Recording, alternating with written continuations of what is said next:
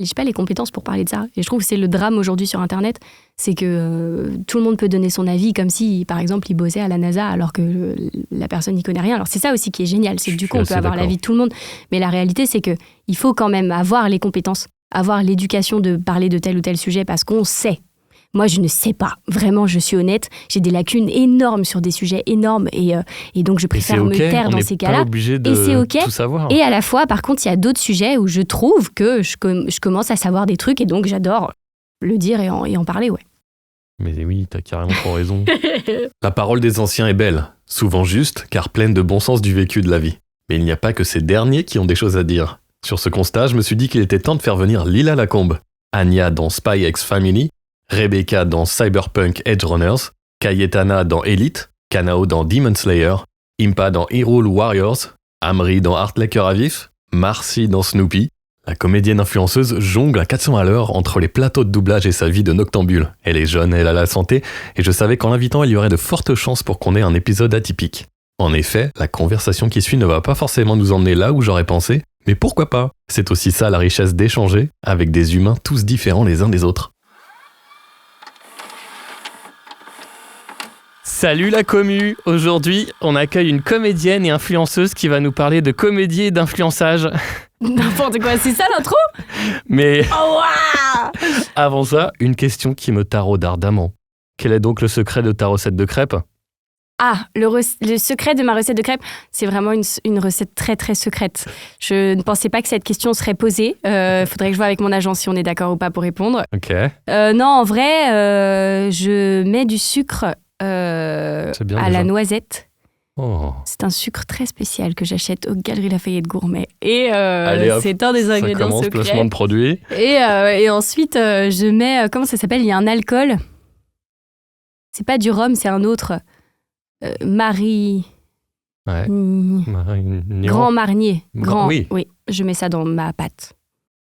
Tu m'en as apporté? Non. Tellement de déception. Bon, quel est ton métier en vrai? Mon vrai métier? Ouais, t'es comédienne influenceuse ou influenceuse comédienne, comment ça se passe? Je suis comédienne de doublage en priorité parce que c'est ça qui me rapporte le plus d'argent. Donc c'est mon travail principal. Après, en termes de temporalité, le travail le plus chronophage, puisque ça ne s'arrête jamais, c'est d'être influenceuse. Ouais. J'y pense la nuit, le jour, tout le temps. Donc ça me prend beaucoup de temps.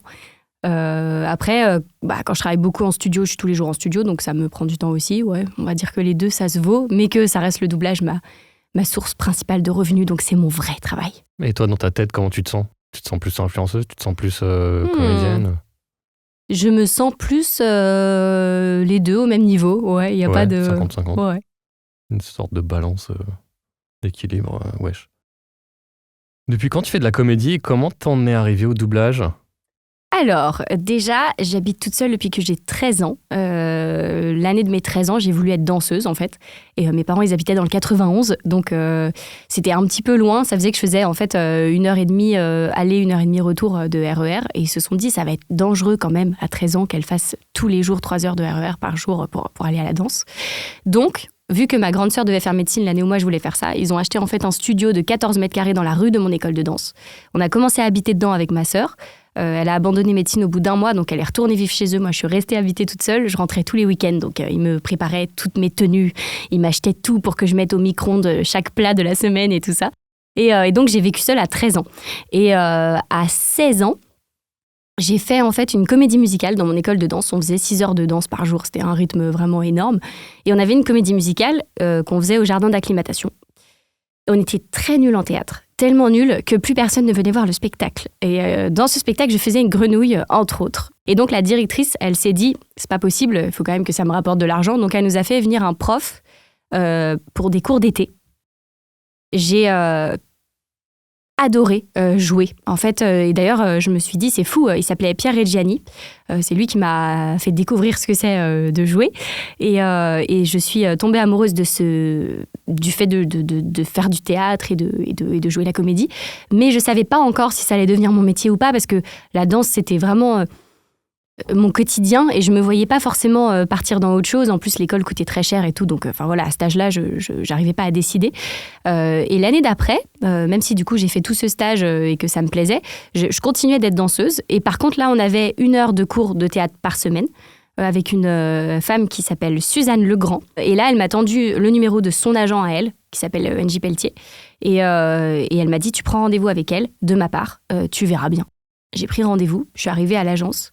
NJ, elle a fait comme si j'avais toujours été dans son agence. Elle m'a pas dit « Ok, t'es prise » ou quoi. Elle m'a dit « Alors, quand tu vas passer un casting, il va falloir faire ci, il va falloir faire ça. Si c'est une gothique, 3 jours avant, des fois, t'es pas obligé de te laver les cheveux. Ça dépend de ce qu'on fait, etc. » Elle m'a donné des petits tips.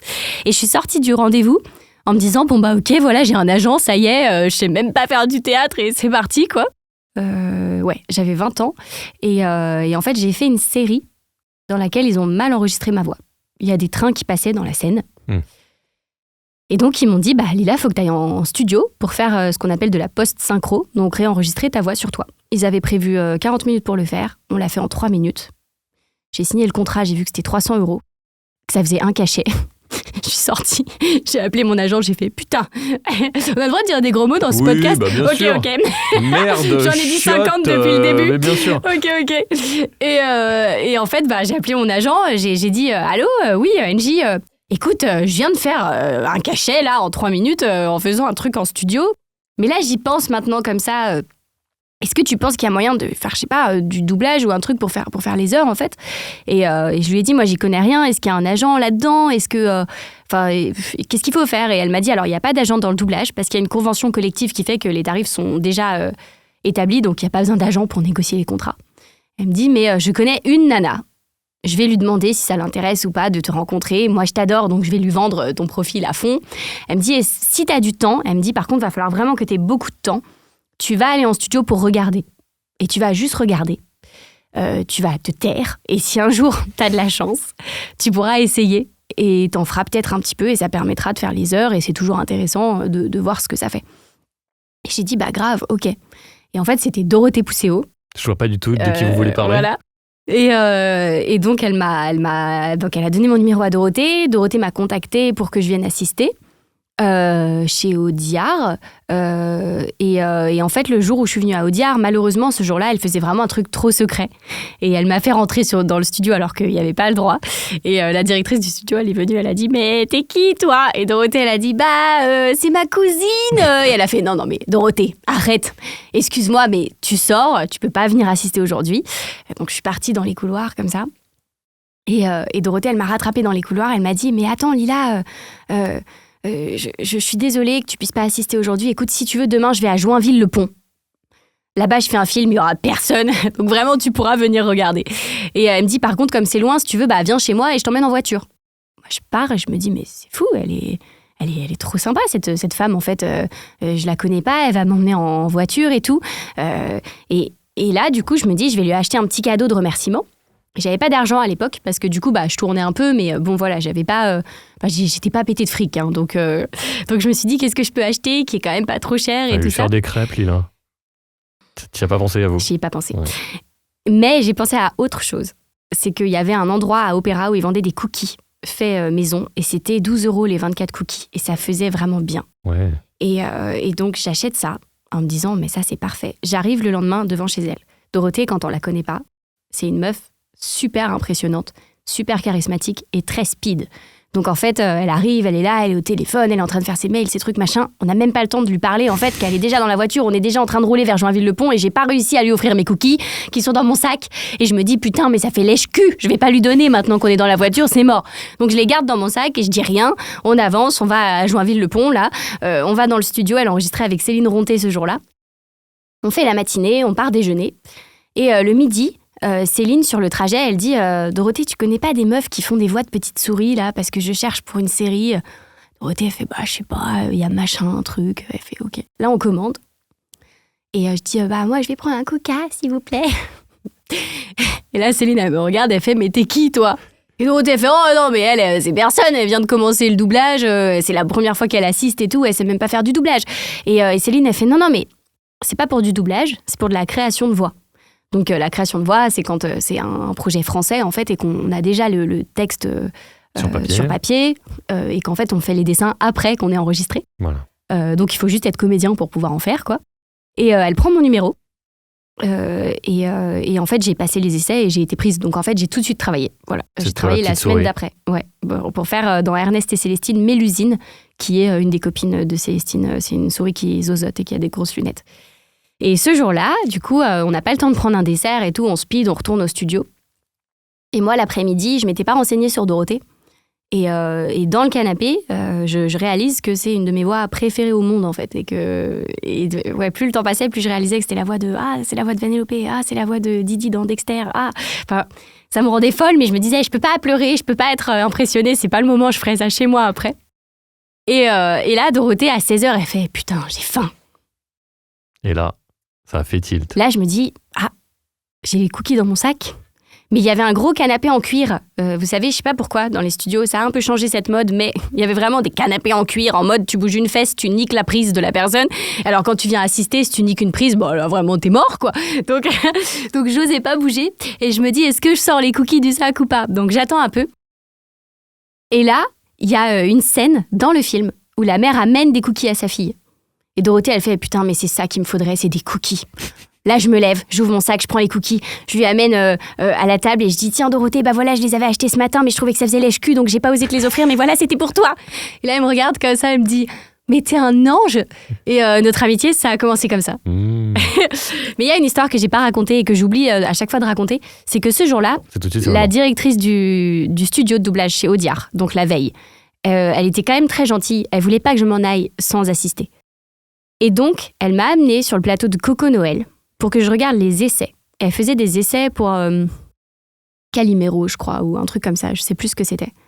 Et je m'assois, et Coco, elle s'en souvient pas, c'est normal. Et moi, j'ai appris beaucoup plus tard cette anecdote, que du coup, sur le moment, je ne savais pas. Elle fait passer les essais, c'est pour un rôle de petit garçon. Moi, c'est pas du tout mon emploi de faire des petits garçons, donc elle m'a fait passer après pour rigoler, mais évidemment, c'était horrible et à chier. Mais elle m'a quand même dit, Lila Lacombe, c'est un nom de star, c'est un bon nom pour faire du doublage quand je suis partie, donc c'était très gentil, merci Coco. Et surtout, Coco, c'est elle qui a dirigé Nana. Et Nana, c'est mon animé préféré. Je me suis fait tatouer ici, je me suis fait tatouer à Tokyo. Et du coup, c'est quand même extraordinaire, ce hasard. J'ai découvert ça beaucoup plus tard. J'ai découvert ça faisait 5 ans que je faisais du doublage. Que le jour 1 où je suis rentrée en studio, j'ai vu Dorothée, qui est une de mes voix préférées au monde, et été sur le plateau de Coco, qui est la personne qui a dirigé l'œuvre qui m'a le plus marqué dans mon existence, au niveau de la VF, parce que j'aime vraiment Nana, au-delà de l'histoire et tout, pour la voix de Claudine Crémy. Donc voilà. Ah bah oui, Claudine, quelle voix. Mais super cette petite histoire, dis donc, on rigole bien, alors. On va se gêner. De quel rôle on te parle le plus souvent? Est-ce que t'es pas la voix de... Le rôle dont on me parle le plus en ce moment, c'est Anya Forger. Ouais. Là, il y a un film qui vient de sortir au cinéma. C'est un rôle qui a marqué beaucoup de gens et qui est en train de continuer de marquer les gens. Je crois qu'au Japon, il est dans Spy Family, c'est vraiment dans le top de tout ce qui existe là-bas. C'est juste derrière One Piece et Demon Slayer, mais c'est vraiment pas loin.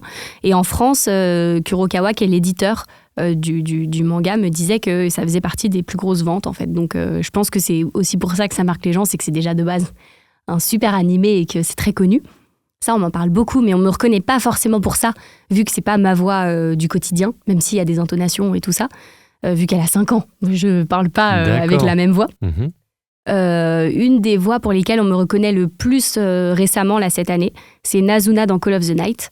C'est un animé qui est sur ADN. Et c'est une vampire. Et pour le coup, elle est très proche de ma voix. Et dans le caractère, on a vraiment un caractère qui se ressemble beaucoup. Donc, ce personnage-là, on le reconnaît beaucoup dans mes vidéos et tout. Et les gens me parlent beaucoup de ça. Ouais. Et après, il y a Rebecca dans Cyberpunk aussi, mais c'est encore un autre public. Donc, c'est assez varié. Mais on va dire, je pense que c'est ça le top 3. Et si on doit faire un top 4, je pense qu'il y a Kitty dans XO Kitty, qui aussi est quelque chose qui est très connu. Et maintenant, Amri dans Heart Like Cœur à Vif, évidemment. Bien sûr, sans transition. Je te l'ai dit quand je t'ai casté sur Amri, tu as une voix caractéristique, facilement reconnaissable, qui a une vraie identité. C'est pile ce que je recherchais pour mon héroïne, pour une bonne raison, pour guider la team. C'est mieux quand tu sors du lot. En plus, tu le sais, ton rire colle à merveille sur notre petit Ewok à nous. Ça fait trop plaisir. Du coup, quel rôle que tu as interprété, tu penses te correspondre le mieux? Je pense que aucun des rôles ne me correspond le mieux. Ouais. Je pense que moi, par contre, Tu veux dire que t'es pas un petit peu vampire, que t'as pas un peu 5 ans et que... Non. Mais moi, j'ai volé, par contre. Quand j'ai trouvé qu'un rôle était stylé, j'ai volé des traits de caractère. J'ai volé. Ah ouais. Par exemple, je vois Amri, je me dis, j'ai un peu envie d'être comme ci, comme ça dans la vie. Je me dis, mais pourquoi je le suis pas, en fait? Ah bah ok, c'est parti. Okay. Et je pense que c'est plus dans ce sens-là. C'est tes rôles qui t'influencent? Ouais, beaucoup. Après, bon, voilà, il se trouve que, par exemple, c'est vrai que Nazuna, au final, quand j'ai passé les essais, on m'a tout de suite dit... voilà, je t'ai entendu dans Cyberpunk, je pense que ça va bien coller, c'est un personnage qui a des ressemblances et tout ça dans sa façon de s'exprimer. Et quand on a enregistré, c'était... Sans doute quelqu'un d'autre l'aurait fait très bien, mais c'est vrai que c'était évident, ça marchait, super, tu vois, on a fait que des one-take quasiment, tellement ça... C'était logique en fait. Et j'ai des traits de ressemblance parce que tu vois, elle vit beaucoup la nuit, moi aussi. Elle aime beaucoup les humains, moi aussi. Elle parle des humains comme étant des humains, moi aussi je le faisais déjà. Enfin voilà, il y a des trucs comme ça qui sont assez marrants.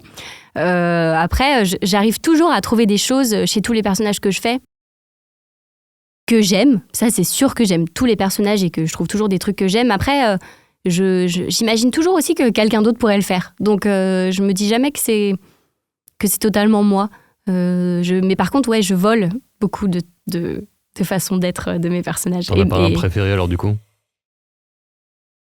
Je sais pas si j'ai un préféré. Je pense que vraiment, je les aime tous. Je les aime tous en vrai. Il y en a un qui est hyper loin de toi. Quand tu l'as découvert, tu t'es pas dit... Oui. Ah. Ouais, il y en a un vraiment qui est très loin de moi, qui au final ne l'est pas tant que ça, mais qui l'était et qui... en fait, il faut savoir... Comme plein de gens, je pense, comme plein de femmes, quand j'ai commencé le doublage et que donc j'avais 20 ans, donc au début j'ai fait beaucoup les enfants. C'est aussi pour ça que j'ai beaucoup commencé à travailler, c'est que j'avais cette chance de pouvoir changer ma voix. Et le hasard, c'est que j'ai toujours changé ma voix. En fait, en fonction des gens à qui je parlais quand j'étais plus jeune, si j'étais impressionnée, je parlais beaucoup plus aigu et tout. Et en fait, en commençant le doublage, j'ai pas appris à changer ma voix, j'ai appris à détecter quelle voix correspondait à quel âge et à retravailler ça. Donc c'est un truc que j'avais déjà et que j'ai réussi à utiliser. Mais bref, du coup, plus j'ai vieilli, plus on m'a donné des rôles de femmes ou de jeunes femmes, etc. Quand je suis devenue blonde, on s'est mis à me donner des rôles de nymphomanes et de grosses chaudasses ou de filles un peu pestes et tout ça. Avant, on me les donnait pas. Et je l'ai fait aussi très bien, donc c'est super. Mais c'est rigolo, c'est vraiment à cette période que c'est un peu plus arrivé. Mais bref, quand j'étais brune, j'ai fait un des premiers gros rôles qui a été très important dans ma carrière, c'est de faire Elite. J'ai fait Cayetana dedans. Ça aussi, c'est un des personnages pour lesquels je suis assez reconnue et tout ça par les gens en général. Et sur ce plateau-là, il faut savoir, Elite, il y a beaucoup de scènes... plus de 18 ans. Et pour le coup, quand j'ai commencé le doublage, je redoutais ce genre de scène-là et j'ai pas eu souvent à en faire quand j'étais plus jeune. Oui, je me rappelle, on en avait parlé, ouais. Tu m'avais dit. Parce que... ça te mettait mal à l'aise. Ça me mettait mal à l'aise et puis je n'aimais pas ça et je ne trouvais pas ça drôle de le faire. J'arrivais pas à trouver ça drôle. Pour le coup, c'était un des trucs que je prenais très au sérieux et j'arrivais pas à m'amuser de ça et à être libre de ça. Donc du coup, ça m'embêtait toujours quand il y avait ce genre de scène. J'étais pas bien, je me disais, oh là là, j'espère qu'ils vont garder la VO, oh là là. Et aujourd'hui, j'ai fait plusieurs rôles qui m'ont aidé à changer de regard sur ça, justement. Dont un rôle qui a été super important, qui est Darkness dans Konosuba. Et plus elle se fait éclater la gueule sur le combat, plus elle en peut plus, elle est trop contente. Et dans sa façon de parler et dans ses expressions, on dirait tout le temps qu'elle a des orgasmes, en fait, à chaque fois qu'elle parle, quoi. Et quand j'ai vu ce rôle, je me suis assise par terre et j'ai dit au mec qui m'a cassé dessus, ben non. T'as fumé? Je vais pas le faire. J'ai fait, frère, vraiment, jamais de la vie. Tu vas prendre quelqu'un d'autre. C'est dommage, hein, mais bon, je vais pas le faire. Ça va pas m'amuser, ça va pas m'intéresser. Je vais pas le faire bien, ça sert à rien. Et il a été très intelligent. C'est Enzo Ratito qui m'avait casté sur ça. Il a été très intelligent parce qu'il est venu à côté de moi. Il m'a expliqué l'histoire du manga, à quel point il fallait le prendre à la rigolade, que aussi il a un peu titillé mon esprit de comment on dit, de pas de compétition, mais mais d'aller au-delà de soi et tout ça. J'adore effectivement. Dépassement de soi. Dépassement de soi, j'adore ça, l'adrénaline et tout ça. Et je pense qu'il avait détecté ça chez moi, donc il a su aussi il a su me driver. Il m'a dit, écoute Lila, quand même, tu fais Anya Forger, elle a 5 ans, elle est très mignonne. Imagine, tu fais aussi Darkness dans Konosuba. Dis là, vraiment, tu serais vraiment une comédienne extraordinaire, quoi. Et là, j'ai fait, ah ouais, c'est vrai, quand même. Et ça a été très dur. J'ai accepté de faire le rôle. Il a été génial de me laisser le faire. Toutes les sessions, les premières demi-heures, on galérait grave. Et c'était horrible. Parce que je n'y arrivais pas. Parce qu'en plus, il faut savoir qu'en japonais, ça n'a rien à voir avec en live et tout ça, c'est très exagéré. Et c'est pas les mêmes codes. Et c'est très drôle parce qu'en fait, vraiment, je raconte tout. Puis voilà. Si c'est trop long, tu couperas. Non, vas-y. Mais en fait, en gros, ce qui était fou, c'était la première fois de ma vie. En fait, je voyais la scène et je ne comprenais pas. Donc c'est comme si vous me dites, tu comprends pas la scène ou ce qu'il faut jouer. Je comprenais pas ce qu'il fallait jouer. Ouais. Et en fait, c'est comme si, voilà, je sais pas rire et on va montrer une scène où ça rigole à mort. Et j'ai beau le voir, je ne conscientise pas et je n'arrive pas à le transposer en français et à voir ce que je peux faire. Et du coup, je le fais pas bien, j'y arrive pas. Et je n'entendais pas, c'est la première fois de ma vie, vraiment, je n'entendais pas le japonais, ça servait à rien de me le passer parce que j'arrivais pas à entendre ce qu'elle faisait, je comprenais pas le cheat code pour que dans ma voix, ça s'entende que j'ai envie de coucher avec le mec, etc. Et du coup, Enzo, les premières fois, venait dans la cabine, me le refaisait en français, lui, en faisant des bruitages lui-même, tous les bruits et tout, très exagérés d'orgasme et tout, il les faisait lui avec sa petite voix. Mais quand Enzo le faisait, je comprenais. Et au final, au bout du 6e ou 7e épisode, donc quand même très tard, j'ai fini par trouver des techniques. J'ai jamais compris la version japonaise, mais j'ai trouvé des techniques dans ma voix qui faisait que j'avais l'air d'avoir envie de coucher avec la personne. Tout comme quand on pleure, moi personnellement je fais partie des gens, je pleure pas pour de vrai quand je fais du doublage, et avec ma cage thoracique j'ai des techniques pour qu'on entende qu'il y ait de la sensibilité ou quelque chose qui se casse quelque part, mais c'est pas, ça m'arrive pas. Ou en tout cas pas comme dans la vraie vie. Là c'est pareil, j'ai trouvé des techniques pour que, avec certaines variations et tout ça... Il y a eu une scène ou un moment particulier qui t'a donné ce déclic ? Je sais plus, je me souviens pas. Mais je sais que d'un coup, je l'ai eu et après, c'était réglé. Après, par contre, du coup, c'était nickel parce que je faisais tout le temps ça. Et ça marchait, ça cartonnait, il y avait plein de moyens de faire des variantes, etc. Et pareil, j'avais trouvé ma note qui fonctionnait pour tous les trucs d'orgasme et tout parce qu'il fallait faire comme en japonais, c'était très aigu, donc c'était très particulier. Et c'est devenu l'un aussi de mes rôles préférés vu que... Justement, ça m'a énormément fait côté challenge, progresser. Tu l'as relevé, du coup... Mais c'est ça qui est rigolo dans la vie, en fait. C'est que souvent, quand on va vers des choses qui ne sont pas faites pour nous, du coup, nos progrès dans ces domaines-là, ils vont changer encore plus notre façon de penser, évidemment. Après, là où c'est délicat, c'est que c'est aussi plus violent, du coup, de le faire. Et que, la violence, c'est pas toujours non plus la solution. Encore aujourd'hui, quand tu le fais, le rôle ? Non, plus maintenant. Mais au départ, c'était assez violent quand même pour moi. Ça n'a pas fait partie des rôles les plus simples. Plus fun au début, ouais. Okay. Bah, du coup, tu en as parlé, tu fais pas mal d'animés. T'es toi-même une bouffeuse de ce style de média ou pas plus que ça, en fait ? Pas du tout. Okay. Pas du tout. Si vous voulez savoir la vérité, je dis toute la vérité pour ce podcast. Tout, alors là, c'est incroyable. Non, mais comme ça, tout le monde sera content. Moi, je sais que quand je regarde des podcasts sur quelqu'un que j'aime bien, j'ai envie de découvrir des trucs vraiment secrets que j'ai pas entendus. Donc là, je vais essayer de dévoiler des choses. Bien sûr, les trucs secrets, voilà. Vas-y. En fait, j'ai toujours rêvé de faire des animés. Quand j'ai commencé le doublage, je savais même pas que les animés, c'était dans le doublage. Tellement je consomme pas beaucoup. Moi, je consomme très peu de divertissement. D'avoir vécu seule, entre autres, ça a fait que j'ai un mode de vie assez atypique et j'ai même pas YouTube sur mon téléphone et tout ça. En fait, j'ai pas le réflexe de consommer soit les réseaux sociaux, alors maintenant je le fais pour le travail donc j'y vais beaucoup, mais j'ai pas le réflexe de ça, ni de regarder des films ou des séries ou des animés et tout ça. Et comme j'étais très seule à 13 ans et que j'avais pas d'amis, personne ne m'aidait à savoir aussi culturellement ce qui se passait en France, ce qu'il fallait regarder, ce qu'il fallait connaître, etc. Par exemple, Le Seigneur des Anneaux, j'ai vu ce film pour la première fois il y a 10 mois. Donc, et j'ai 28 ans. Donc voilà, il y a plein de choses comme ça où j'ai des lacunes un peu, mais c'est aussi ce qui fait ma force en vrai, parce que du coup, je suis assez à côté de la plaque. Et en même temps, ça fait aussi que je suis capable des fois de produire des choses qui ne sont pas ce que les autres font, vu que j'ai pas été formatée de la même manière. Bon, c'est pas mal. Ouais, tu vois, j'en ai fait peut-être une dizaine en 9 ans. Ou une quinzaine grand max, donc c'est pas par rapport au live et tout. Mais comme c'était des hits, les gens pensent à ça. Mais comme c'était des hits et comme c'est ce que les gens aiment sur internet, etc. C'est vrai que c'est ce qui est peut-être le plus consommé ou le plus, je sais pas où, ou le plus incarné par une voix. Effectivement, c'est peut-être plus fort que certains autres rôles, j'en sais rien. En tout cas, ouais, on parle beaucoup plus de ça, mais je suis pas du tout. C'est surtout un public très passionné. Ouais, je pense que c'est ça aussi. Donc, Mais non, j'ai fait beaucoup plus de live. Et bref, pourquoi j'ai voulu faire des animés ? J'ai voulu faire des animés parce que ma petite sœur, par contre, elle est extrêmement fan des animés.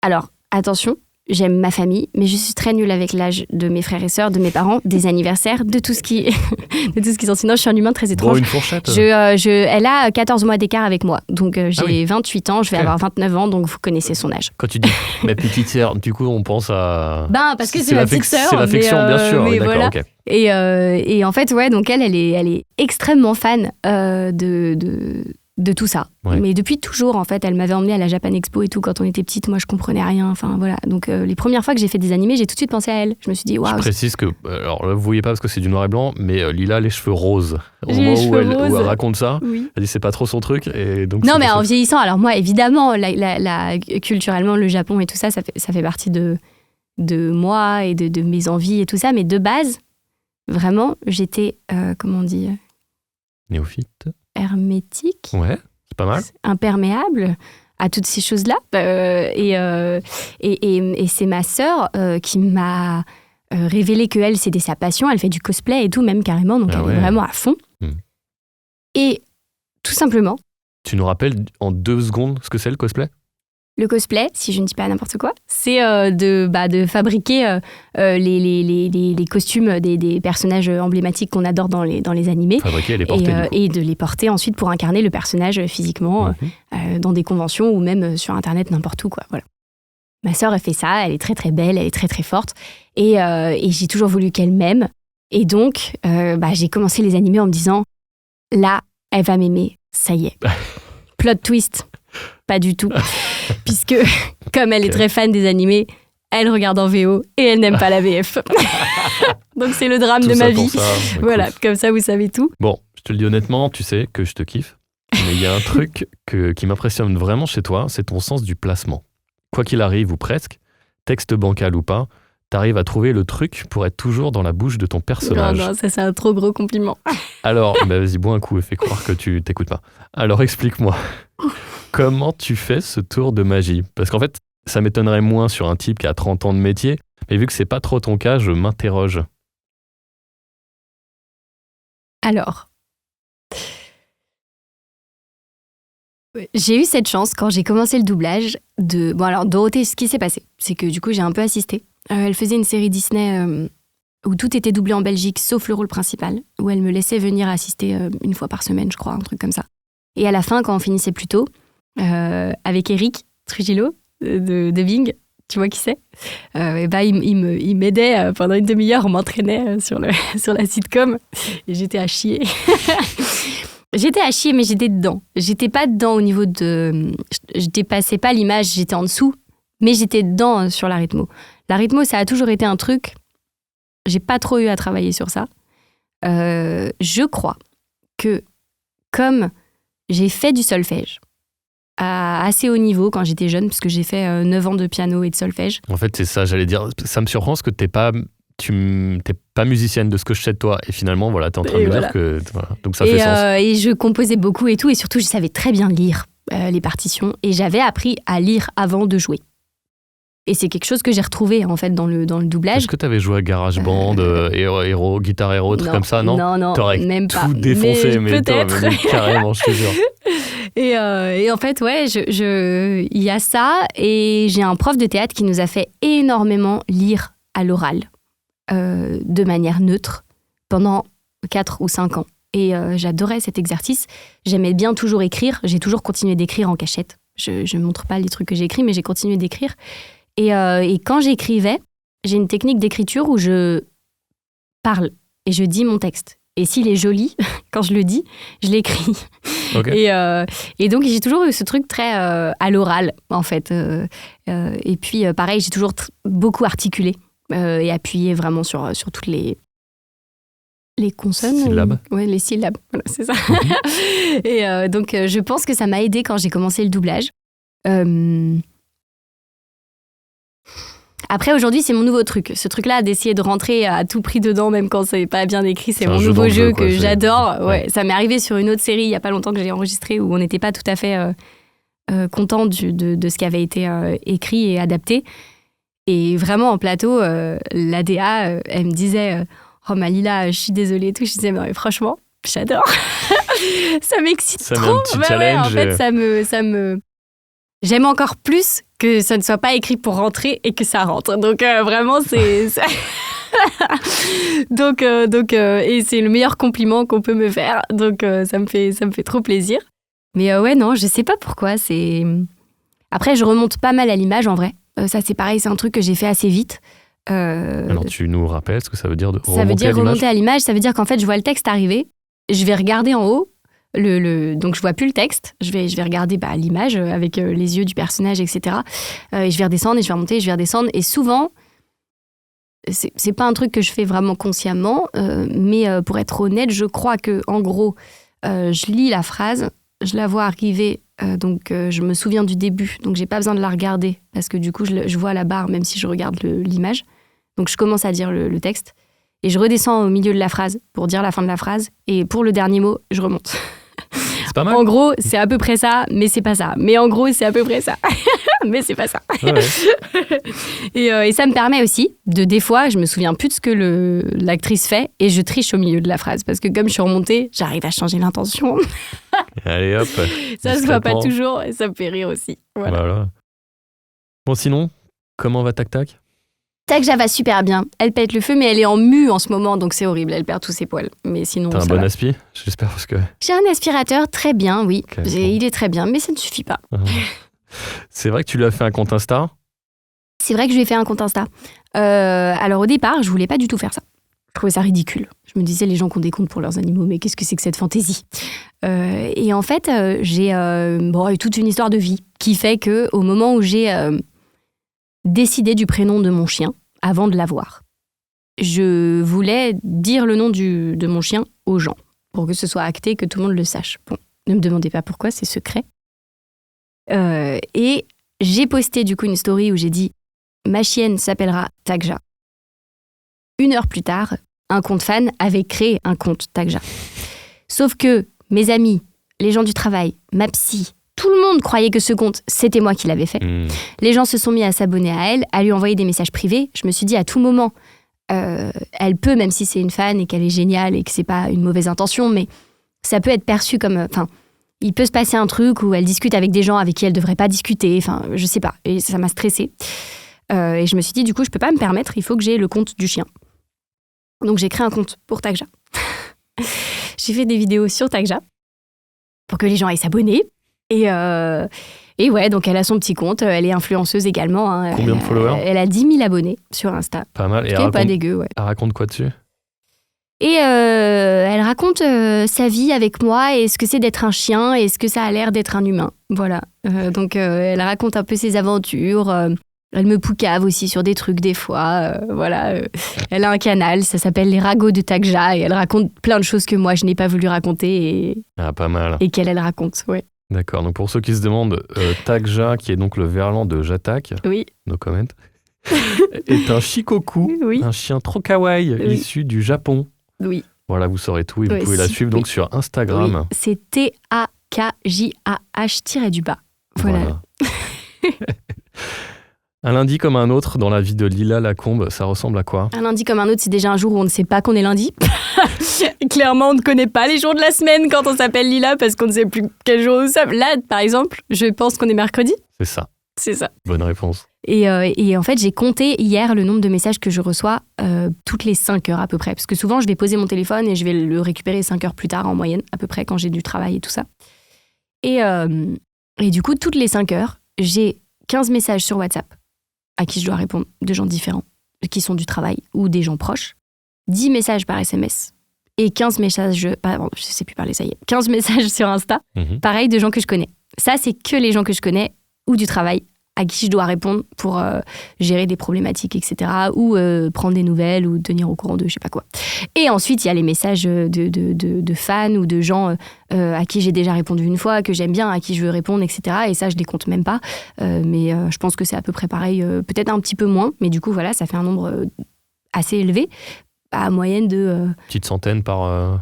c'est surtout que du coup, si je dois répondre en 30 secondes ou une minute à quelqu'un, voilà, vous avez calculé, ça me fait perdre au minimum, si je réponds que aux gens que je connais, à peu près une demi-heure, du coup, pour répondre à tout le monde correctement. Souvent le soir, le lundi, je suis invitée à une avant-première. C'est un des jours où il y a souvent des avant-premières, donc je fais souvent ça. J'emmène un date avec moi. J'en profite pour dater en même temps, comme on n'a pas le temps. et puis après, donc voilà, je sors Takja 1h le matin, 1h le midi, et le soir, on sort 2-3 heures, plus 2 heures en ce moment quand même. Je la sors plus vraiment 5 heures, c'est plus 4 heures par jour. Ouais, mais en plus, les beaux jours reviennent, donc ça va être bien là. C'est plus un problème de temps, hein. C'est pas un problème de temps extérieur, parce que moi, j'adore quand il pleut, Takja aussi, j'adore la nuit, c'est mon moment préféré pour sortir, mais c'est vrai que là, du coup, quand je rentre, il est à peu près minuit. Du coup, on sort jusqu'à 2 heures, après je reste encore 1 heure à faire mes mails et tout ça, je me couche à 3 heures. Ça fait presque 2 ans que là, je me lève à 7 heures ou 8 heures et que je me couche à 2-3 heures tous les soirs. Et en moyenne, tous les 15 jours ou tous les 10 jours, je peux dormir 12 heures. Donc ça me sauve. J'ai une journée comme ça tous les 10 jours ou tous les 15 jours. Ok, comme ça que tu recharges la machine, la machine. Ouais. Ça veut dire quoi être influenceuse ? Alors ça, j'en sais rien. Je sais pas ce que ça veut dire. Je me suis pas considérée souvent comme influenceuse. Je commence à me considérer comme telle maintenant. Mais pendant très longtemps, je me suis pas du tout considérée comme ça. Je pense qu'il y a des gens du doublage, c'est même sûr, qui m'ont considérée comme ça avant que moi, je me considère comme influenceuse. Et même avant que ce soit mon travail. Il faut savoir que ça fait du coup 1 an et demi, donc pile poil la période où j'ai commencé à me coucher à 3 heures, que j'ai monté ma boîte pour facturer du coup des OP, etc. Grâce aux gens qui me soutiennent et qui me suivent, je peux du coup gagner de l'argent. OP égale opération égale OP égale publicité. En fait, je vais intégrer une marque dans une story, dans une vidéo, et la marque va me payer en échange. Et ça, pour pouvoir faire ça, faut facturer. Donc, il faut avoir son entreprise, quoi. Okay. Et ça fait un peu plus d'1 an et demi que je l'ai ouverte. Donc, avant ça, je ne facturais pas. Donc, je ne gagnais pas d'argent avec les réseaux. Et j'adorais faire ça. Mais ça me prenait un temps fou. Et encore plus aujourd'hui, parce que justement, maintenant que je suis payée pour le faire, du coup, je donne encore plus de mon temps pour divertir les gens et leur offrir aussi du contenu. Mais effectivement, il faut que ce soit rémunéré, sinon c'est pas possible. Et donc, ça fait 1 an et demi que je suis influenceuse, en vrai. Je pense que dans le doublage, des gens ont commencé à le dire avant. Parce qu'ils trouvaient ça bizarre, ça leur plaisait pas. Ils aimaient pas ça. Aujourd'hui, ils aiment bien, parce que ça peut servir. Je pense qu'ils se sont dit « Oh, quand même !» Puis moi, comme je parle beaucoup d'argent, en fait, les gens aussi se sont sûrement dit « Oh, tiens, il y a quelque chose !» Mais, ou pas, peut-être aussi que ça les intéresse vraiment. Mais c'est vrai que moi, c'est un truc qui est arrivé dans ma vie par hasard. J'avais pas du tout prévu de faire ça. Et c'est compliqué pour moi d'en parler, de raconter, même dans ce podcast. Mais en gros... Tu veux dire qu'il y a des gens qui t'ont mal vu par rapport à cette activité ? C'est sûr, je pense, ouais. Mais ça m'a pas empêché de travailler du tout. Et il y a aussi des gens, à l'inverse, qui m'ont bien vu et qui m'ont fait travailler sans doute grâce à ça. Donc franchement, je vais pas critiquer ça. Non, mais le fait de devenir influenceuse, pour le coup, rien à voir avec le doublage, c'est un truc qui est arrivé... par plusieurs histoires de ma vie que certains devineront et que d'autres ne sauront pas, et c'est mieux comme ça. Et en fait, il y a un moment où j'ai eu le choix, il y a 3 ans, je pense, de vraiment... je voulais pas faire les réseaux. Et j'avais le choix de tout arrêter ou de continuer. Et en fait, j'ai senti que j'avais besoin de le faire pour me sentir bien, pour me sécuriser. Voilà, c'est les termes que j'utiliserai. Et du coup, j'ai continué de le faire. Ça s'est mis à... J'ai fait un an test il y a 2 ans et demi. Je me suis dit, pendant 1 an, je vais poster tout le temps pour voir si j'ai vraiment du contenu à faire pendant 1 an. Ça veut dire quoi, tout le temps ? Ça veut dire, 1 fois par jour ? Ça veut dire faire 4 stories par jour, poster 1 fois par semaine. Avant, je postais vraiment pas beaucoup, et poster une vidéo par semaine, mais toute l'année. Je m'étais dit, voilà, je vais tester de faire du contenu pendant 1 an parce que je l'avais jamais fait. En fait, avant, je postais un peu de temps en temps, ça marchait pas, voilà. Là, je m'étais dit, je vais essayer pendant 1 an de vraiment faire mon compte pendant 1 an pour voir si ça peut prendre ou pas. Et à ce moment-là, je verrai si ça se transforme et que ça devient mon travail. Et si ça le devient vraiment pas, on verra ce que je fais. Et ça a super bien marché. Mes comptes, ils ont vachement monté, surtout TikTok à ce moment-là. Et c'est aussi pour ça qu'après j'ai monté ma boîte, c'est que c'est devenu obligatoire en fait, parce qu'on m'a contacté pour faire des publicités, etc. Et je me suis dit, ok, vas-y, let's go. Quel genre de pub, si c'est pas trop indiscret? Je fais plein des de fringues, pubs. des accessoires? Non, en fait, c'est un peu tout. En fait, je travaille pour des grosses boîtes de jeux vidéo, de films, des vêtements. J'ai déjà fait des trucs avec même des marques de produits ménagers. Je fais tout. Franchement, je peux vraiment tout intégrer. Tant que c'est dans ma DA, tant que c'est dans mon ADN, en fait, que ça va dans mon compte et que j'arrive, moi, à me dire, OK, j'ai un truc à raconter pour ça, je le fais. Si c'est trop loin de moi et que ça m'intéresse pas, je le fais pas. Ça veut dire quoi me mettre en avant? C'est le montrer, faire une photo avec ou simplement en parler, faire un texte là, dessus? Si tu veux, après, on deal, c'est comme n'importe quelle boîte de pub, en fait, on va dealer ce qu'on va faire. Donc, eux, ils voulaient des stories, ils voulaient une vidéo, voilà, donc on a fait ça, et puis on a décidé ensemble. Moi, je leur ai proposé un script, ils l'ont acheté. Ensuite, j'ai fait ma vidéo, voilà, c'est comme ça, quoi. C'est quoi un script? Un script, du coup, moi, dans mes vidéos, souvent, je fais des voix off. En fait, il y a un fond de vidéo et puis il y a une voix off qui raconte un peu. Donc, une narration. Ouais, voilà, qui raconte soit un truc que j'ai fait, soit un truc que je pense, des valeurs, quelque chose.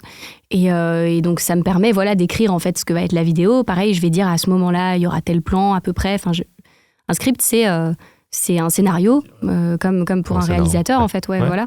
Et après, je fais tous les métiers, parce qu'après, du coup, je tourne, je fais la comédienne, je fais tout. Je fais le montage, je fais tout de A à Z, donc c'est un gros travail. Mais voilà, je suis contente de le faire et ça va m'aider à peut-être acheter un appartement plus tard, peut-être, c'est sûr, même voyager beaucoup, offrir une vie à Takja qui sera extraordinaire. Une story, ça dure combien de temps Franchement, c'est comme je veux. Ouais, c'est aléatoire, ça dépend, ouais. C'est vraiment... ça dépend. Mettons 30 secondes, une story de 30 secondes, combien de temps ça te prend en travail? Ça dépend aussi. Ouais, en fait, tous les jours, je poste, moi, donc ça me prend pas forcément du travail parce que c'est devenu une routine, en fait. Pour moi, c'est assez évident. Je vois un truc, je sais que je vais le poster, ou je prends un truc en photo, je le posterai dans 2 semaines, etc. Tout est un peu organisé comme ça.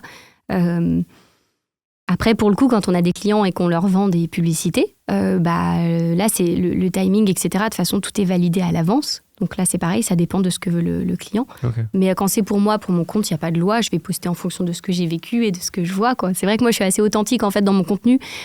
Je ne sais pas faire semblant. Donc, en fait, c'est aussi pour ça que je suis très à l'aise, même à parler des dates, etc. En fait, je vais toujours dire ce qui m'arrive.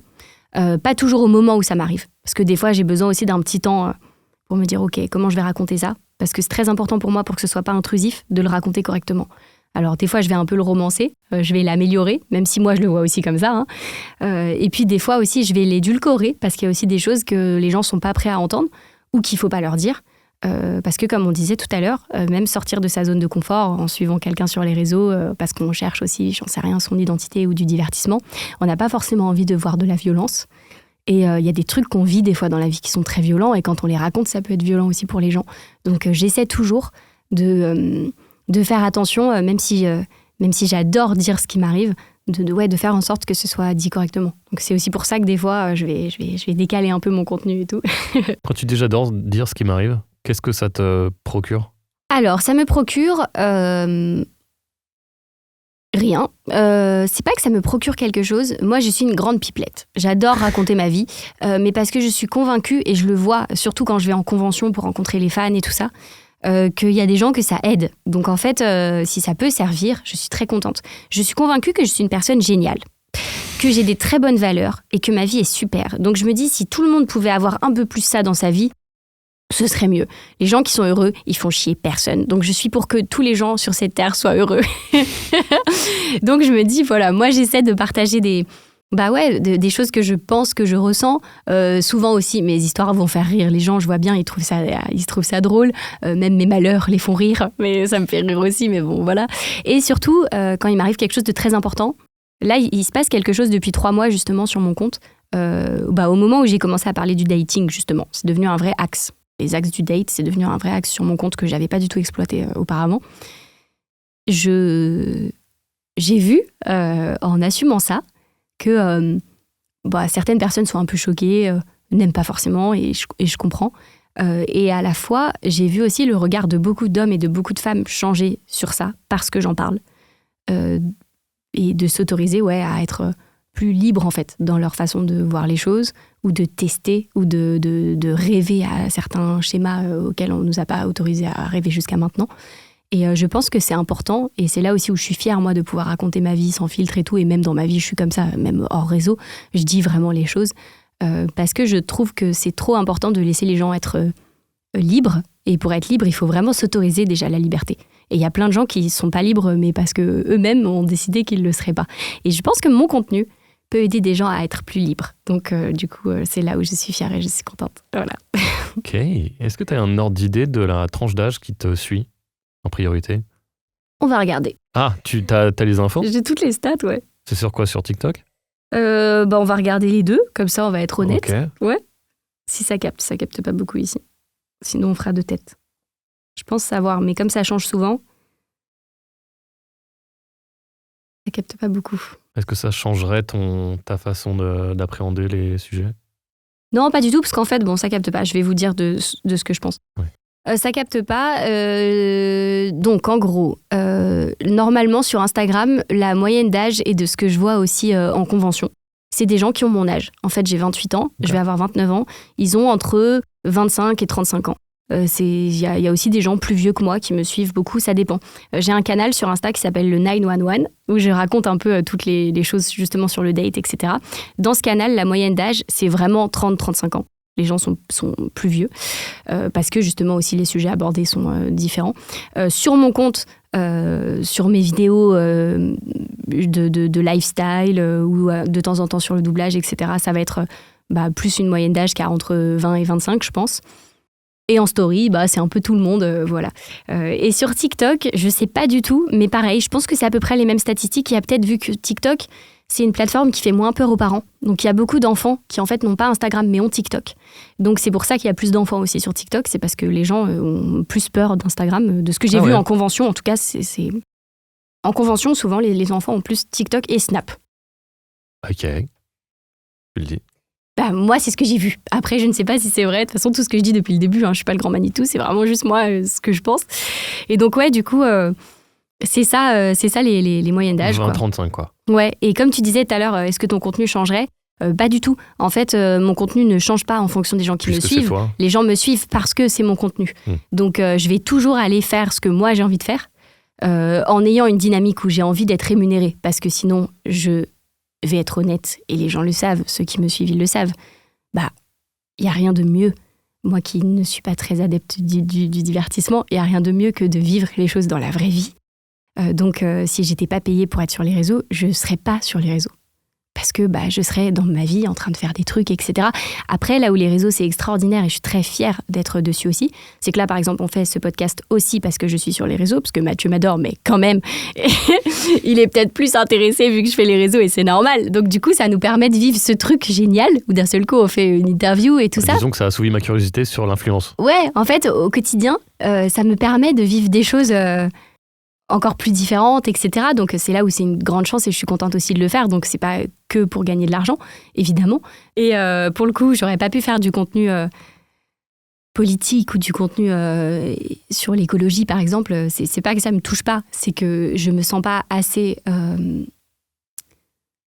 comment dire c'est pas ton terrain de compétence, tu veux dire. Ouais, j'ai pas les compétences pour parler de ça. Et je trouve que c'est le drame aujourd'hui sur Internet, c'est que tout le monde peut donner son avis, comme si, par exemple, il bossait à la NASA alors que la personne n'y connaît rien. Alors c'est ça aussi qui est génial, c'est que du coup on peut avoir l'avis de tout le monde.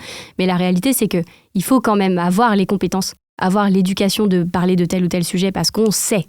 Moi, je ne sais pas. Vraiment, je suis honnête. J'ai des lacunes énormes sur des sujets énormes, et donc je préfère me taire dans ces cas-là. On n'est pas obligé de tout savoir. Et à la fois, par contre, il y a d'autres sujets où je trouve que je commence à savoir des trucs, et donc j'adore le dire et en parler, ouais. Mais oui, t'as carrément trop raison. Il paraît que le monde de l'influence, ça fait rêver les jeunes, mais en fait, c'est très solitaire. Probablement parce que tu dois toujours essayer d'aller plus vite que la musique, donc personne ne court assez vite pour arriver à te suivre. Ton point de vue là-dessus ? Bon, alors encore une fois, moi, mon point de vue sur l'influence, il va être un peu spécial, parce que contrairement aux autres influenceurs, à la plupart des autres influenceurs, j'ai une carrière à côté de l'influence. La plupart des gens qui sont influenceurs aujourd'hui, leur carrière, leur travail, c'est d'être influenceur. Donc on n'a pas du tout la même vie. Et on n'a pas le même rythme de vie, les mêmes enjeux, on fait rien pareil. Donc je peux parler de l'influence, mais je suis pas du tout dans les 190, 70% de gens qui font ça. Moi, je suis vraiment une minorité, je suis vraiment un cas assez particulier là-dedans, parce que c'est aussi mon travail, mais ouais, c'est sur le côté, et j'ai pas les mêmes enjeux, je le fais pas de la même manière. Par contre, ce que j'ai remarqué, et c'est vrai, c'est que, mais je pense depuis toujours, les gens adorent la fame, ils adorent ce truc de passer à la télé, d'être connu sur Internet. Les gens, ils ont ce truc de trouver ça classe, de trouver ça cool, qu'on soit connu ou quelque chose comme ça. Peut-être parce qu'ils cherchent, je sais pas, ils se disent que d'être connu d'un seul coup, on est forcément... Aimé ? Je pense pas aimé. Je sais pas si c'est ça que les gens cherchent en vrai. Mais je pense reconnu pour ce qu'on fait, quoi. Et qu'on le fait bien et que... Je sais pas, en tout cas, il y a un truc étrange. Et là, pareil, moi, je m'y retrouve pas du tout. J'ai cette chance, et c'est aussi pour ça que j'ai arrêté le cinéma derrière, quand j'ai découvert le doublage et tout.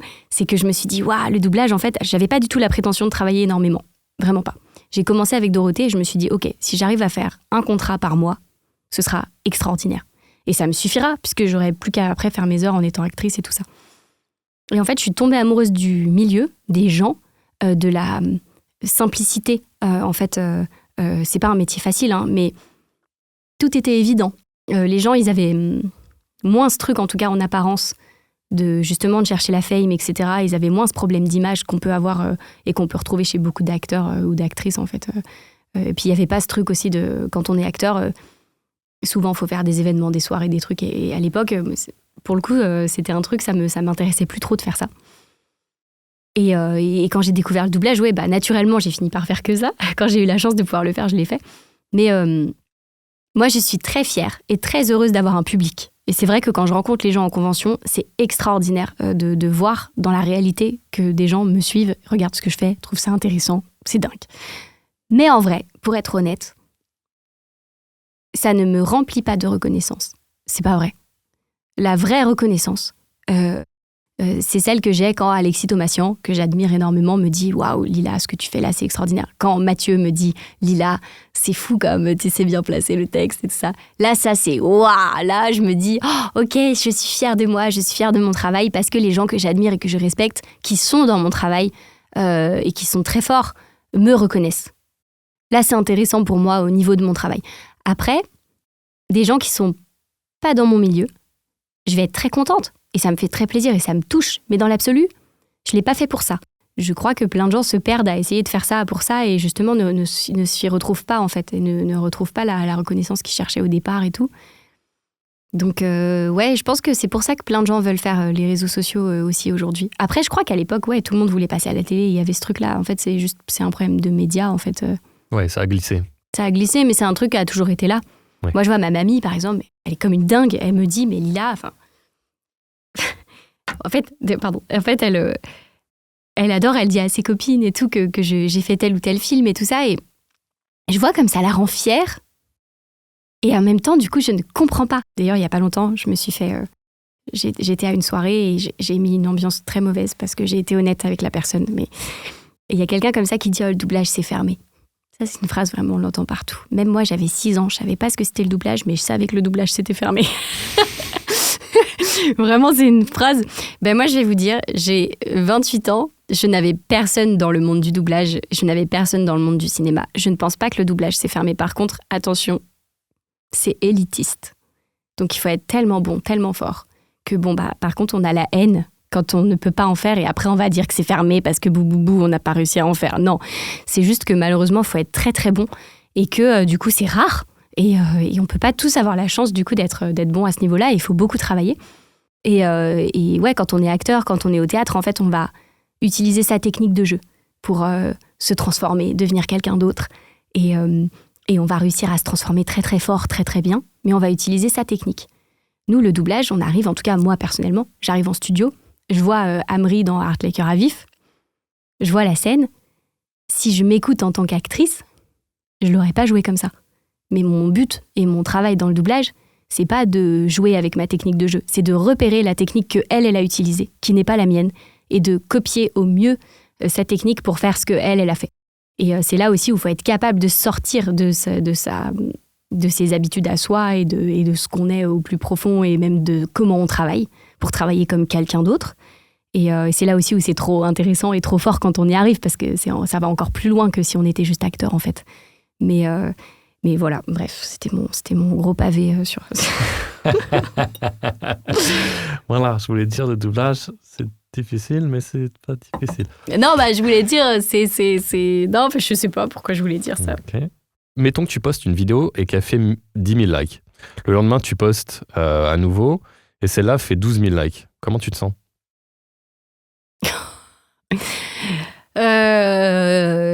Alors, c'est pas des vraies stats.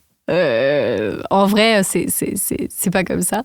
Mais là, il m'est arrivé un truc parce que tu veux dire quand c'est croissant, c'est ça que tu veux savoir. Est-ce que tu as la sensation que si mon compte d'un seul coup il monte, qu'est-ce que ça fait ? C'est ça que tu veux dire. Est-ce que tu as l'impression d'avoir fait mieux en fait ? Pas du tout. Et je sais que j'ai pas fait mieux. Je sais que j'ai juste fait un truc qui est plus accessible et qui a mieux marché. Ça veut pas dire que mon contenu il est mieux, parce que souvent je vais m'embêter à faire un contenu très chiadé, comme on dit, et ça va pas marcher. Je vais faire une vidéo en 2 secondes qui est super catchy et ça va cartonner. Donc, c'est pas un problème de qualité. Il faut que ce soit qualitatif, mais ça réside pas là-dedans, le fait que ça marche ou que ça marche pas. Moi, j'en sais rien, ce qui va marcher ou ce qui va pas marcher. C'est aussi pour ça que j'essaie de poster des choses qui me touchent, comme ça, au moins, je suis fière de ce que j'ai partagé.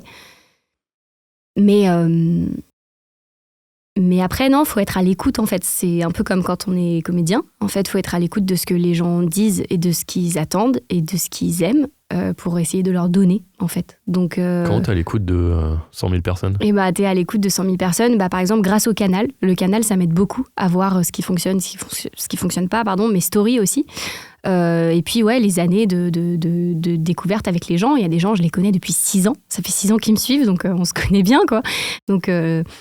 Et puis, pareil, je les éduque, entre guillemets. Alors, c'est très mal dit, bien sûr, hein, mais je crois aussi qu'au-delà d'être à l'écoute, comme eux, ils sont également à l'écoute de qui je suis, je vais essayer, moi, en tout cas, dans ma façon de faire, d'être honnête avec ce que je vis pour, comme je leur donne aussi ma réalité, c'est soit ma réalité, ils l'aiment, soit ils l'aiment pas. Si vraiment ils l'aiment, ils vont me suivre, ça va créer un taux d'engagement, et puis d'un seul coup, on va voilà, ça va marcher, mais bon, par exemple, mes 100 000 abonnés ne suffisent pas à faire qu'une vidéo va marcher ou pas. Des fois, je peux poster, ils la voient pas. Des fois, je peux poster, ils la voient, mais ils s'en foutent. Le but, en fait, quand on a 100 000 abonnés, et c'est aussi ça le but des réseaux, c'est que ce soit pas 100 000 personnes qui voient la vidéo, c'est que ce soit 500 000 et que du coup, ce soit des nouvelles personnes qui ne me connaissaient pas. Et c'est aussi pour ça, le but quand on sort une vidéo, c'est de faire découvrir le compte à d'autres gens. C'est pour ça que moi, pareil, je suis assez transparente. Je disais aux gens, là, il y a un nouveau truc... sur TikTok et sur Insta, on peut payer un abonnement. Il y a un abonnement payant en fait au compte pour soutenir le compte et faire que tu as accès à soit des émoticônes, soit des vidéos privées que les autres ne voient pas, etc. Okay. Moi, j'ai mis ça en place sur Instagram et sur TikTok. Sur Instagram, je l'ai mis en place pas cher du tout. Parce que tu as plusieurs prix, j'ai pas pris le prix le plus cher du tout parce que j'ai dit aux gens, je le fais pas forcément pour gagner plus d'argent. Alors c'est vrai que ça me fait un peu des sous à la fin du mois, c'est cool, hein, mais c'est pas ce qui va me faire vivre du tout. Par contre, je sais que ça va m'aider au niveau du taux d'engagement, etc. Parce que ça va refléter de mon compte, le fait que les gens sont prêts à payer. Ça va peut-être permettre, vu que c'est vivant, hein, y a un algorithme sur toutes les plateformes, ça va peut-être permettre que je sois un peu plus mise en avant et du coup, découverte par des gens qui ne me connaissent pas. Et comme eux, ceux qui me connaissent, qui me suivent, m'aiment et que ça leur fait du bien de voir mon contenu, je pense qu'ils seraient contents que d'autres personnes me découvrent et puissent être comme eux et être heureux grâce à mon contenu, etc. quand ça va pas. Donc voilà, je leur dis comme ça et c'est la vérité. Donc voilà, après, encore une fois, moi, les réseaux, je marche à tâtons et j'essaie de faire les choses comme je les ressens, mais j'ai l'air de connaître, mais je connais pas tant que ça. Ok, alors attention, j'ai une question pas simple. Ah. T'es prête ? Oui. N'y a-t-il pas un danger à vouloir privilégier la mise en scène de sa propre vie plutôt qu'à la vivre pleinement ? La semaine dernière, j'écoutais un podcast qui disait « Vis ta vie, ne la documente pas. La conscience est précieuse. C'est une brève fenêtre sur le temps que nous avons. L'impact corrosif dû à ces super ordinateurs dans nos poches n'est pas seulement qu'ils détournent notre attention à vivre nos vies, c'est qu'en plus, ils rendent le simple fait de vivre plus difficile, parfois même presque impossible si tu te demandes constamment si tout ce qui se déroule devant toi ferait ou ne ferait pas du bon contenu. Alors, j'ai plusieurs réponses à cette question. Ouais. Qui sont paradoxales, encore une fois. Ok, plaisir. Alors, dans mon cas, documenter ma vie sur les réseaux sociaux, c'est une chose extraordinaire. Et ça m'a apporté que du positif. Pourquoi ? Déjà, mes grands-parents, par exemple, que je ne vois jamais, regardent toutes mes vidéos, toutes mes stories, et ils voient ma vie, alors que je leur raconte pas. J'ai envie de leur raconter. J'ai envie, mais j'ai pas le temps. Parce que c'est ça aussi la vie, et c'est ça d'être adulte, c'est de vivre ses propres chemins sans arrêt, aller les partager. C'est trop bien de partager avec sa famille, mais il faut aussi des fois pouvoir s'envoler, faire d'autres choses, sinon on n'avance pas. Donc rien que pour ça, c'est extraordinaire les réseaux sociaux. Pareil, de documenter ma vie. Moi, je fais partie des humains qui ont une mémoire extraordinaire, mais par moments, pas du tout. Des fois, je me souviens de rien. Et grâce à ma documentation, quand je re-regarde ma vie, je me souviens de choses que j'ai faites. Alors, il se trouve aussi, voilà, j'ai une vie, encore une fois, il m'arrive tellement de choses dans la journée, dans la nuit, etc., que, effectivement, mon cerveau, je pense, c'est pas que j'ai une mauvaise mémoire, mais il fait pas forcément le travail de se souvenir correctement. Et j'ai tendance à vite passer à autre chose. Mais ça, c'est un fonctionnement. Hein. C'est pas les réseaux qui ont fait ça chez moi. J'étais comme ça, à la base. Grâce à mes archives sur Instagram, sur TikTok, à mes vidéos, je me dis, waouh, j'ai fait tout ça cette année, c'est incroyable. Ça m'aide à être fière de moi, à voir ce que j'ai fait, ce que j'ai accompli, à voir ce que j'ai envie de devenir, ce que j'ai pas envie d'être, etc. Pareil, le contenu des autres, ça m'aide à me dire, ah tiens, ok, mais comme on disait tout à l'heure, quand je vois Amri dans Art les cœurs à vif, ou quand je regarde, si je dois regarder un film en avant-première ou une série ou je sais pas quoi, il y a des personnages comme ça, d'un coup, je vais les aimer. Je vais me dire, ok, j'aimerais bien être comme ça. Et ça va me donner le courage d'oser me transformer. C'est là où le divertissement, les réseaux, c'est extraordinaire. C'est que ça nous donne des modèles, je pense, qui nous permettent de nous développer et d'apprendre des choses, soit sur le monde, soit sur nous, etc. Après, le problème du divertissement, c'est que ça reste du divertissement et donc de la procuration. Et c'est ça qui est magnifique. On peut regarder un film d'horreur, on a très très peur, mais on n'est pas en danger. Donc c'est génial. On a vécu un truc pendant 1 heure, on a cru, en tout cas moi quand je regarde, je crois que c'est ma vie et que c'est horrible. Et en fait, c'est pas vrai. Donc c'est trop bien, c'est trop génial, ça nous permet de vivre des vies qu'on n'aurait pas vécues. Mais effectivement, c'est là où je pense qu'il faut faire attention. À force de vivre des tas de vies, mais comme certains comédiens, des tas de vies qui ne sont pas les nôtres, qu'est-ce que c'est la nôtre en vrai ?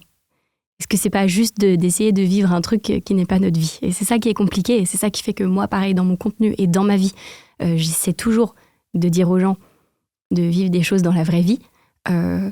Après, je pense que, pareil, tout le monde a des attentes différentes. Moi, je sais que je suis un humain, j'aime beaucoup l'adrénaline, et j'aime beaucoup le dépassement de soi. Tout le monde n'est pas comme ça. Donc je pense que les gens qui sont pas comme ça, ils n'ont pas les mêmes problématiques dans la vie.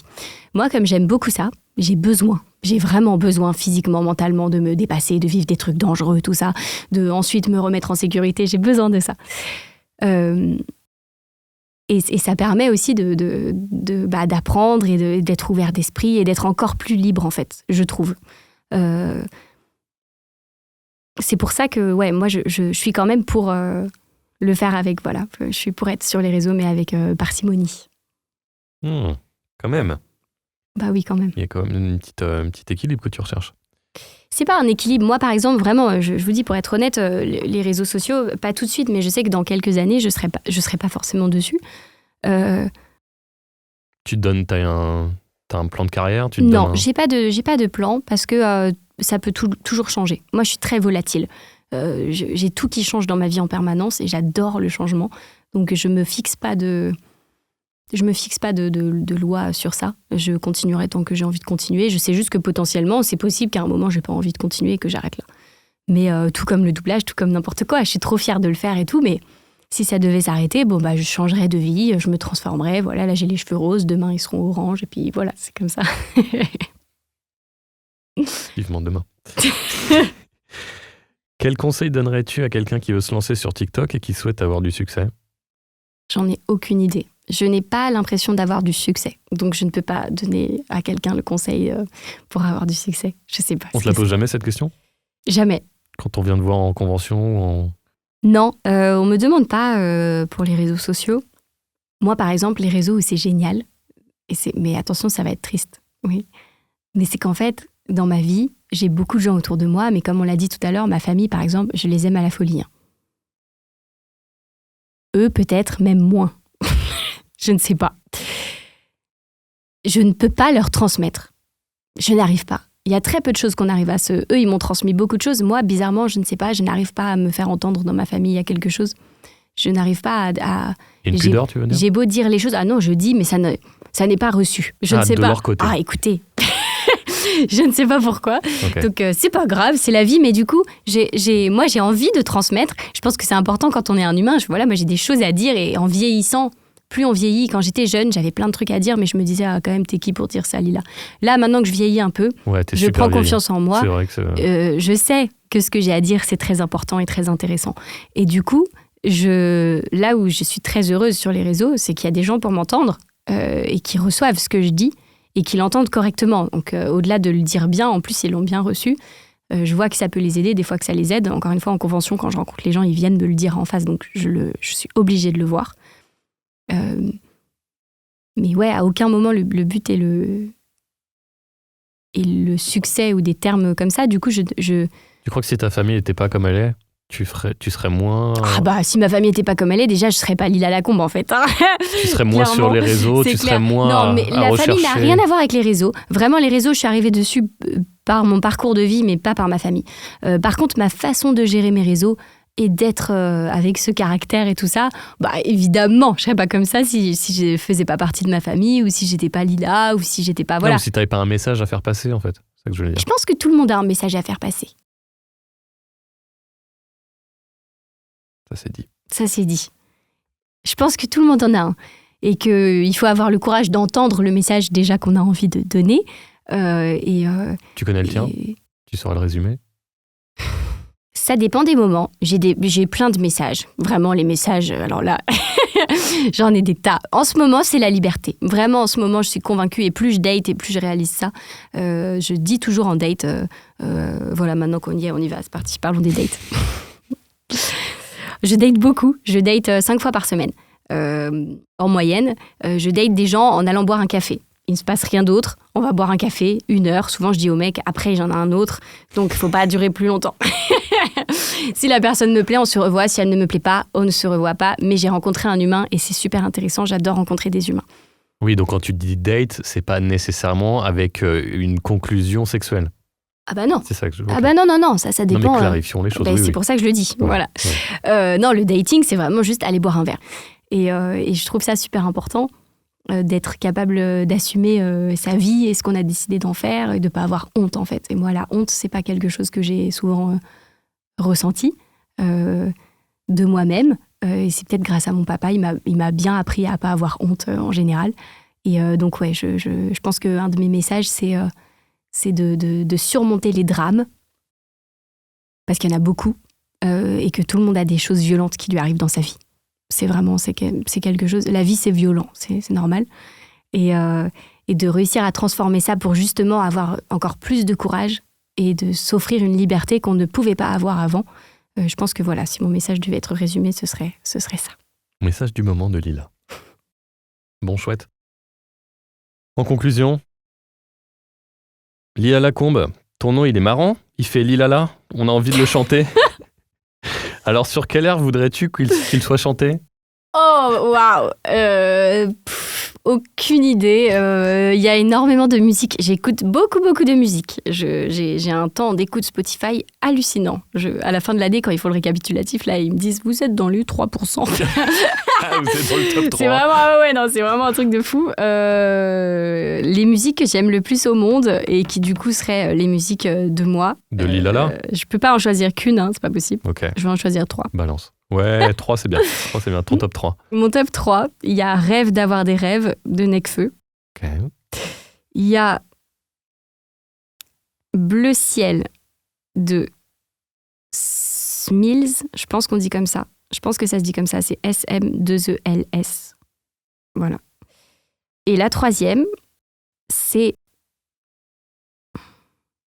Je sais pas le dire en français. Bah, dis-le en ce que tu veux. Bah, je sais pas comment on l'a dit en français, mais c'est la musique. Non, c'est la musique qu'il y a dans le château ambulant. Oui. Et c'est How to Move a Castle ou un truc comme ça. Ouais. Et c'est Joe Hisaishi, je crois, qui a composé cette chanson-là. J'espère. Je crois que c'est ça. C'est mon top 3. Voilà. Yes.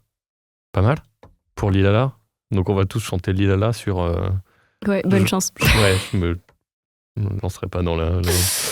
Bon, yes, merci Lila d'avoir eu le courage de braver mes questions cheloues. J'ai adoré les questions, merci beaucoup. Allez, salut l'artiste.